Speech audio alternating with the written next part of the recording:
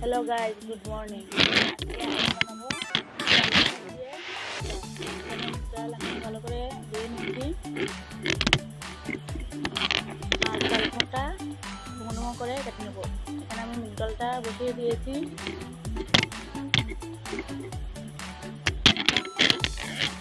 এই দুইটা নিরামিষ রান্না করবো। ডালটা জাল উঠে গিয়েছে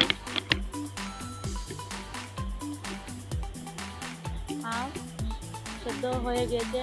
কেটে রাখা আমি দিয়ে দেবো।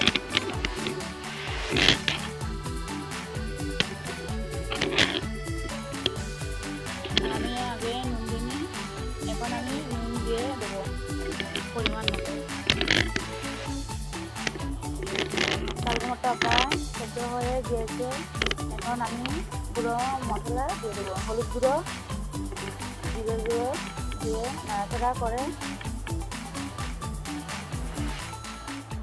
কেটে রাখা কাঁচা লঙ্কা দিয়ে দেবো। ফোড়নে আমি কিছু নিয়েছি, এখানে তেজপাতা, শুকনো লঙ্কা, পাঁচফোড়ন।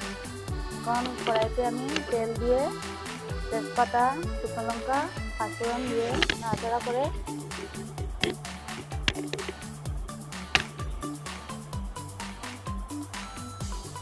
আমার ভিডিওটা প্রথম থেকে শেষ অবধি দেখবেন, কেউ স্কিপ করবেন না। সেদ্ধ করা ডালগুলো এখন দিয়ে দেবো, দিয়ে নাড়াচাড়া করে